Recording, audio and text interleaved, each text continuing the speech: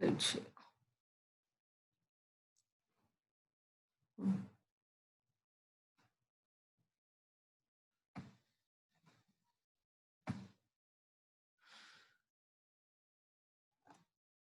Okay. Yes, good afternoon, students. Now we are going to continue with the basic sentence structures. In the previous classes, you have completed 4 basic structures. We started with the first one, that was SV, that is subject plus verb, in which we use the intransitive verb. You remember the two types of verbs, transitive and intransitive. When the verb is not followed by any noun or pronoun, you can have a prepositional phrase, that is something which begins with a preposition and which has more words. Okay, that's also called as the adjunct. All right. So you can have that, but that is not considered as an object, right?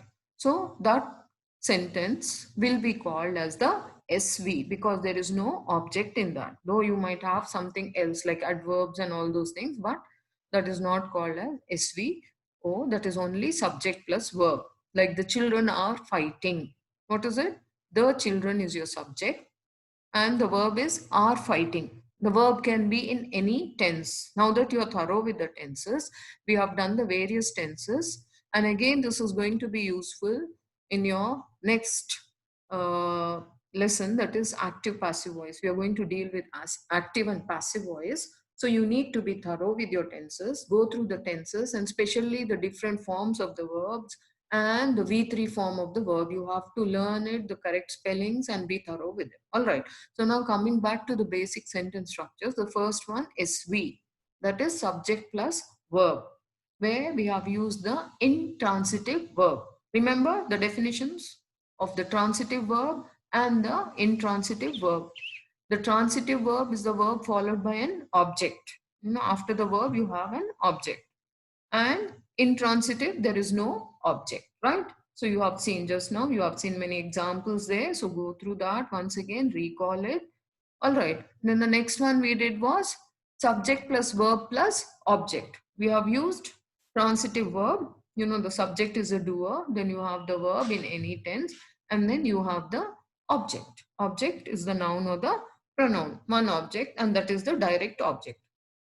When you have one object, that is the direct object, right? So you have seen that pattern also. The noun or the pronoun becomes your object there, right? Then after that, the next one we did was SVIODU. You had the subject, the verb, and two objects. More than one object. Sometimes you can also have 2, 3 objects, right? So one will be the direct object, that is directly in relationship with the verb.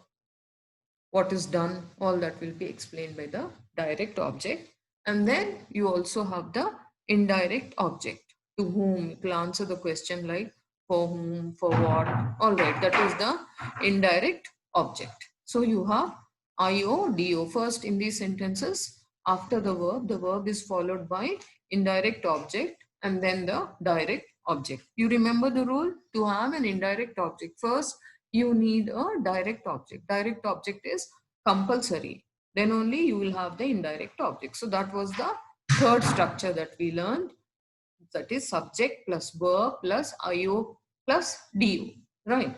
Then the next one we did was subject plus verb plus complement. Complement is something, that explains more either about the subject or, about the object. So it completes, it adds more meaning. When it adds more meaning to the subject, it qualifies the subject or tells you more about the subject. That is the subject complement. Yesterday we have learned. For that, you need a linking verb. All right. Like, the be forms, being, be, am, is, are, was, were, being, been, all those. Okay. So you will be using that for the subject complement and you will use an adjective or a noun. She's a doctor. They are engineers. He is intelligent. The dog is ferocious. Okay, so that way it tells you more about the subject, that is the subject complement. Now we are going to, do the pattern which deals with the object complement, which, qualifies, which tells you more about the object. All right. So let's see what it deals with. So you have the object complement. So what all the complements do, they tell you more about the concern, like if it is subject complement, it qualifies, it tells you, it modifies, it tells you more about the subject. Now this is object complement, so it is a word or it can also be a phrase which modifies or renames the direct object. So here the direct object will be modified, or it will tell you more, or sometimes like, you will rename, like the dog. Instead of calling the dog, you give it a name. The dog is called Major. Okay, so renaming the dog as Major. So now what are you doing here? He calls his dog Major.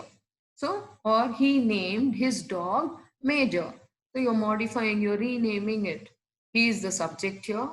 Named or called is the verb, and his dog is the object. So what is the name given to the dog? Major. Major becomes your complement. All right. Then he painted the door green. The verb is painted. What did he paint? He painted the door. And in which color did he paint? He painted it green. So that becomes your complement. It is telling you more about the door or the car. He painted the car red. All right. So these words which tell you more about the object, they are called as the object complements. So you might have observed, what happens? These object complements usually follow the direct object. After the direct object, you have it. And just now we have observed name. Name is a noun, isn't it? So uh, an object complement can be a noun, it can be a pronoun, it can be an adjective. Okay, you can use any of these three, noun, pronoun, and adjective, as a complement, object complement. So what does it do? What does the object complement do? It is adding more meaning. It gives further meaning to the object, telling you more about the object. So one thing you have to remember is you cannot have an adverb as an object complement. You have to remember that always. Otherwise, your sentence, your structure will be wrong. You remember, happy is adjective, happily is the adverb. So you need to avoid the ly forms. You will come across that. So for now, just remember, how you should write it. Right. You have the examples there. The magician made the child happy. So here, are we speaking about the magician? Was the magician happy? No, the magician is the subject. And which is the verb there? Made is the verb.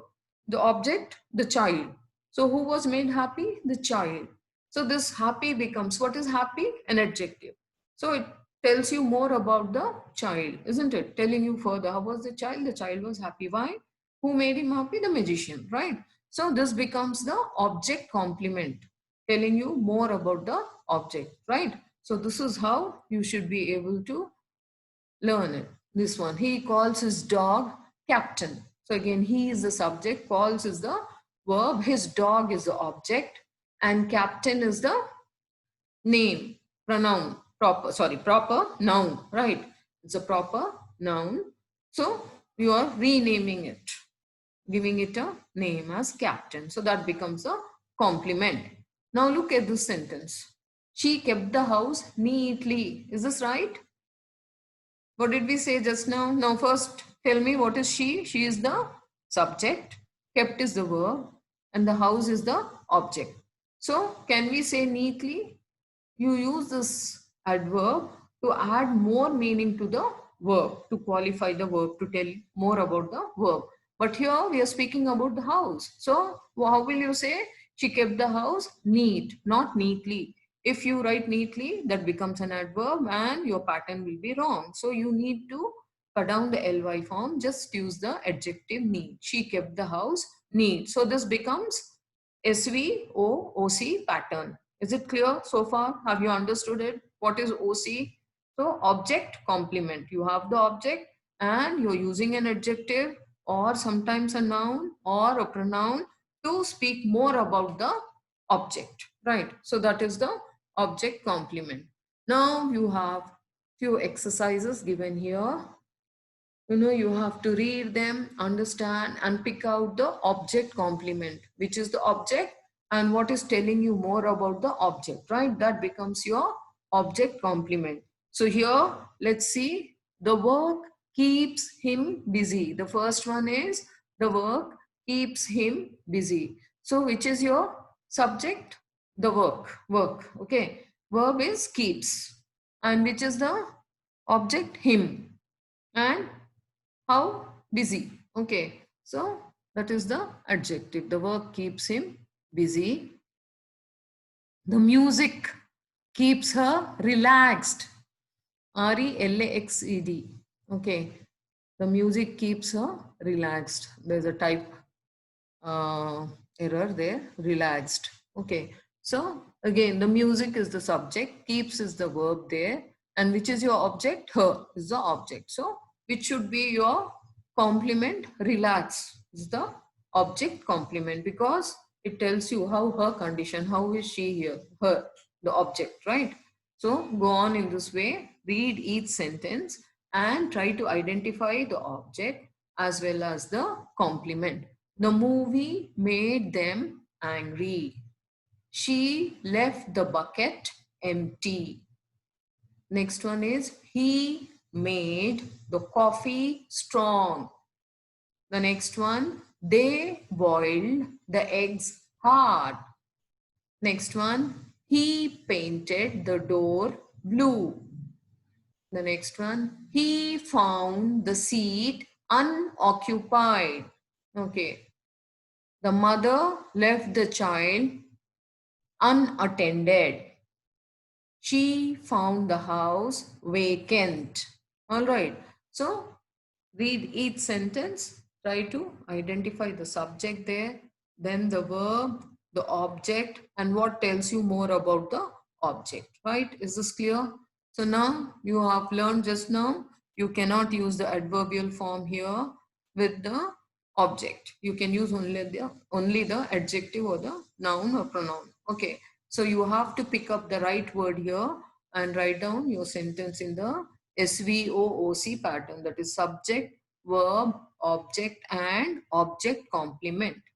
The ride made the children. What should you choose? Should you choose happy or happily? Which is right there? What is the rule? Happily is the adverb. So you can't use happily, you need to use happy. The students consider English difficulty difficult. Tina made Veena angrily angry. The movie made her famous famously. She kept the books neatly. Okay. So that is one exercise. Yes, the next one is you have to write as many sentences as you can using SVOOC pattern, using the following verbs. Yes, these verbs will help you in writing sentences in SVOOC pattern. So remember the verbs. You can use these verbs in any tense. Call, name, make, create, elect, paint, consider, get, keep, find. Okay, like elect. They elected him the class representative. So they is the subject, elected is your verb, him is your object, the class representative or the president or the secretary, that becomes your complement. So what is it complementing? It is complementing the object. It is telling you more about the object. So, these verbs specially help you in writing the object complement. So remember these verbs and make at least one sentence with each of these verbs, right? Is it clear? Have you understood it? Now let's move on to the next one. So, along with the verb, you also need an adjective, right? So use the following adjectives that are given there. A few adjectives again, I think around 10 adjectives are given. So using those adjectives and the verbs that you know and any other subject and object you like, write 10 sentences. All right, one sentence each with each adjective. So same pattern, SVOOC pattern. The adjectives are pink, blue, any color, green, red, whatever. You can also add that, yellow, your favorite color, right? Interesting, happy, busy, angry, empty, famous, well, neat, etc. All right. So this is another exercise where you will make sentences in the SVOOC pattern using these adjectives. Clear? Okay. Now let's move on to the next one. So have you understood the SVOOC pattern? You have the subject, the verb. You need the direct object. You cannot use intransitive verbs. You need a transitive verb, right? Because you need object. Without the object, you cannot have the object complement. So SVO pattern, then to that you will be using an object complement, right? So that is what you should remember. Now, what you have to do is you have to read the sentence and identify the pattern and then write down the pattern. Like it can be any from all those 5 patterns that you have learned, either subject verb, SV or SVO, SVIODO, SVSC, SVOOC. Okay, any of these patterns. So he bought a car, the house collapsed, the sun shines, they gave them money, the librarian gave them books, it is raining, Rahul is the team leader, she found the book interesting, my father gives me pocket money, the gardener maintains the garden well, she found her purse empty. Okay, continuation of the same. You have around 20 sentences and you have to write down the pattern you have understood. So you need to again apply, the rules that you have learned, the subject, the verb, and whether it is followed, the verb is followed by an object or not followed by an object. Do you have, linking verbs? Do you have complement, subject complement, or if you have an object and do you also have an object complement, read it and write down, right? So she found her purse empty. The next one, ice cream makes the children happy, the loud noise made her crazy, Deepika is a good dancer, the vegetables are fresh, the company appointed him manager, our ancestors were experts in astrology, she made the dish very spicy, Kalpana Chawla was an astronaut, Arun is intelligent. Okay, so these are a few sentences. You have to go through these sentences, analyze them, and then write down the pattern that you see in each of these sentences, right? The next one is you're given paragraphs. Once again, you have to read each sentence given in the paragraph and try to write down the pattern each sentence is in. Like the first paragraph, she was poor, she had no money, she was creative, she wrote a book, the book was interesting, she gave her son the book, she painted the cover red, she became famous. Okay, so go through each sentence and try to write down the pattern in which each sentence is written. The next paragraph is about the visit to the zoo. The children visited the zoo. They saw the elephant, tiger, monkeys, and rhino. The tiger was roaring. It appeared very ferocious. The monkeys were dancing. The teachers gave the children snacks. The children fed the monkeys their snacks. The trip made the children happy. So you will try to identify the patterns of all these sentences given in the paragraph. Read it. So be thorough with this. And once again, you have to recall all the verbs and the nouns. The object is either a noun or a pronoun. So recall that. You cannot have prepositional phrases as the object. They are not considered as objects, but they're considered as adjuncts. ADJUNCTS. You don't have that, so you don't have to worry about it. So this is what you will be doing. So today, what have you learned? You have learned about the subject, verb, object, and object complement. So you need to remember a few verbs with which you can easily make sentences in this pattern, that is the subject, verb, object, and object complement pattern, SVOOC pattern. The verbs like call, name, You have seen make, create, elect, paint, consider, get, keep, find.